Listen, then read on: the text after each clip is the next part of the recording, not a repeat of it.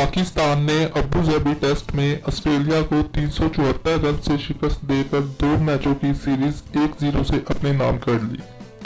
Abu Dhabi test की दूसरी inning में कौमी टीम ने बाबर आजम के 99 और सरफराज अहमद के 81 रन की बदौलत 9 विकेटों के नुकसान पर 400 रन बनाकर इनिंग डिक्लेयर कर दी थी, जिसके बाइस ऑस्ट्रेलिया को टेस्ट मैच जीतने के लिए 538 रन का हदफ मिला। ताहम ऑस्ट्रेलियाई टीम सिर्फ 164 रन ही बना सकी।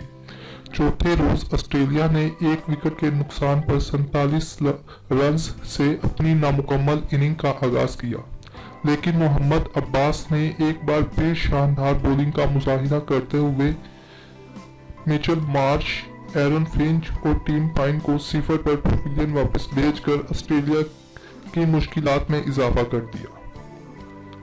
कौमी टीम की जानिब से मोहम्मद अब्बास ने दूसरी इनिंग में भी 5 विकेटें हासिल की, जबकि 3 विकेटें यासिर शाह के हिस्से में आई और 1 विकेट मीर हमजा ने हासिल की। इससे कबल कौमी टीम ने दूसरे टेस्ट मैच की पहली इनिंग में 282 रन बनाए थे, जबकि ऑस्ट्रेलिया की पूरी टीम पहली इनिंग में सिर्फ 145 रन ही बना सकी और आउट हो गई।